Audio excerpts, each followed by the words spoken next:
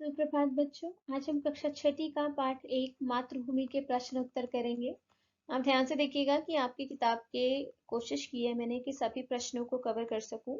अगर कुछ प्रश्न रह गए होंगे तो आप मुझे बता सकते हैं, मैं नेक्स्ट वीडियो में उन क्वेश्चंस को ले लूंगी। तो चलिए आज इस पाठ के प्रश्न उत्तर पर चर्चा करते हैं। सबसे पहले मेरी समझ से नीचे दिए गए प्रश्नों का सटीक उत्तर कौन सा है, उसके सामने स्टार बनाइए। मैंने स्टार नहीं बनाया, सीधा आंसर लिख दिए हैं।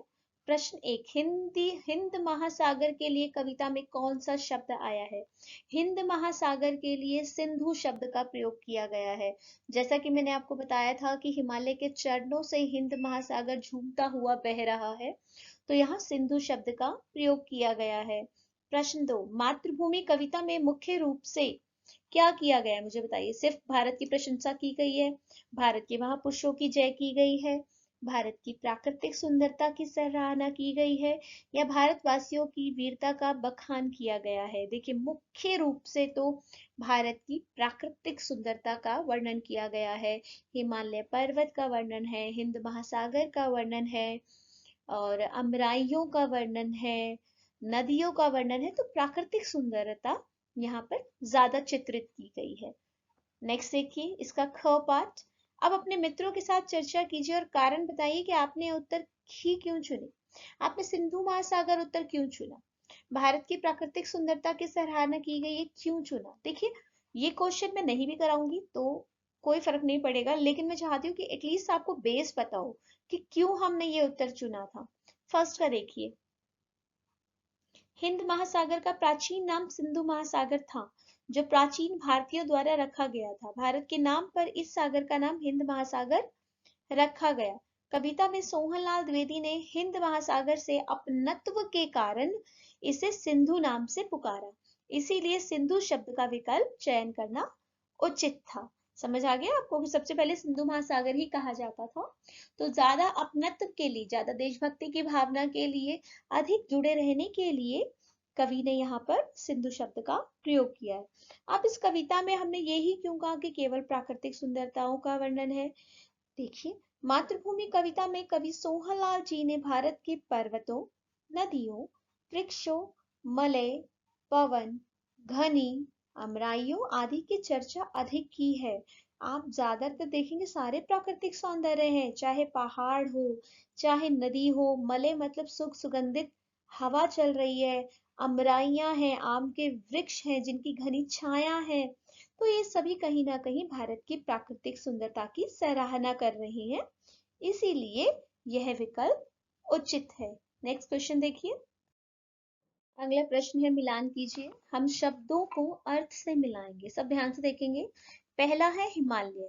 हिमालय भारत की उत्तरी सीमा पर फैली पर्वतमाला, नंबर 10। सेकंड है त्रिवेणी, नंबर 4 से मिलाएंगे इसे। तीन नदियों की मिली हुई धारा, संगम, जहां तीन नदियां मिलती हैं। नंबर 3 मलय पवन, इसे नंबर 6 से मिलाएंगे। दक्षिणी भारत के मलय पर्वत से चलने वाली सुगंधित वायु। नंबर 4 सिंधु, इसे नंबर 8 से मिलाएंगे। समुद्र एक नदी का नाम। नंबर 5 गंगा यमुना, इसे नंबर 3 से मिलाएंगे, भारत की प्रसिद्ध नदियां हैं ये। नंबर 6 रघुपति। नंबर 5 है, आप सभी जानते हैं, श्री रामचंद्र जी का नाम है। नंबर 7 श्री कृष्ण, नंबर 2 से मिलाएंगे, वसुदेव के पुत्र हैं, ठीक है। नंबर 8 सीता, नंबर 8 को मिलाएंगे नंबर 9 से, जनक की पुत्री जानकी। नंबर 9 गीता, नंबर 7 से मिलाएंगे इसे एक प्रसिद्ध और प्राचीन ग्रंथ, श्रीमद् भगवत गीता। इनमें वे प्रश्न और उत्तर संवाद है जो महाभारत में श्री कृष्ण और अर्जुन के बीच में हुए थे।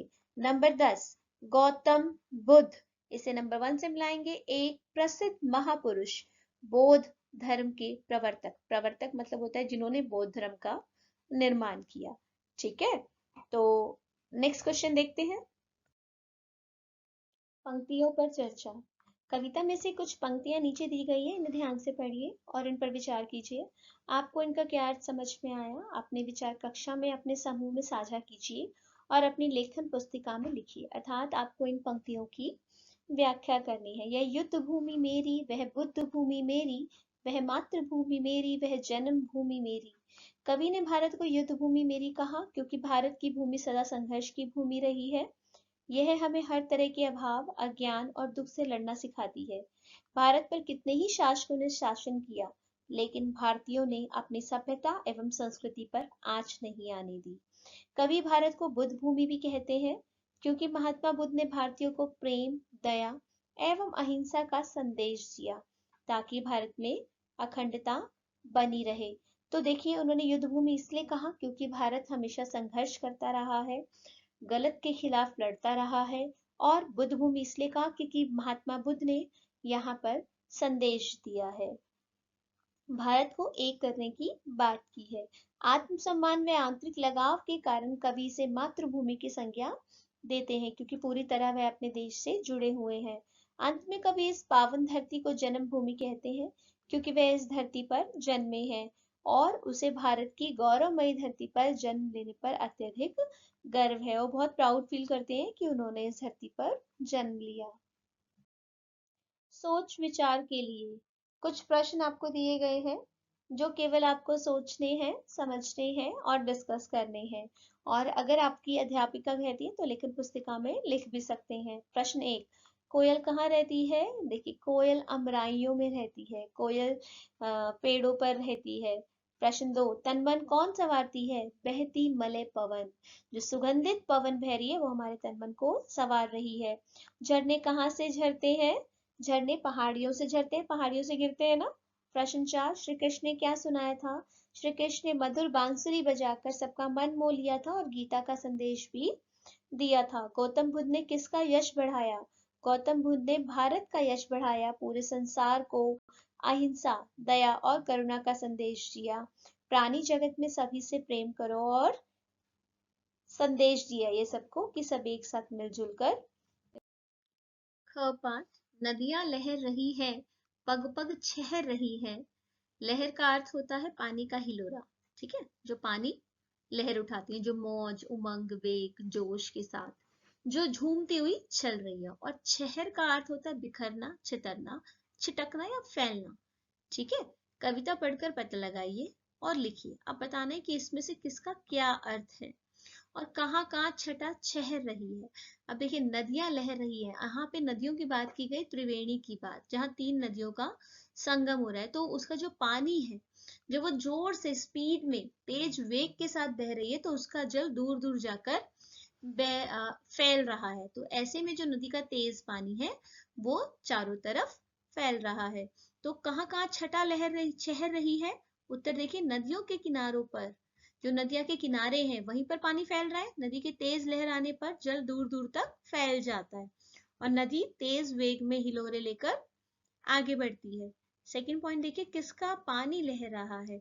त्रिवेणी का, गंगा यमुना सरस्वती, जहाँ 3 लहरें मिल रही हैं, हिलोरे ले रही हैं, उमंग और जोश और मस्ती के साथ आगे बढ़ रही है, तो इन्हीं का पानी लहर रहा है। इसी के साथ हमारा पाठ खत्म होता है। अब नेक्स्ट वीडियो में आप इसके एक्स्ट्रा क्वेश्चंस भी देख सकते हैं। धन्यवाद।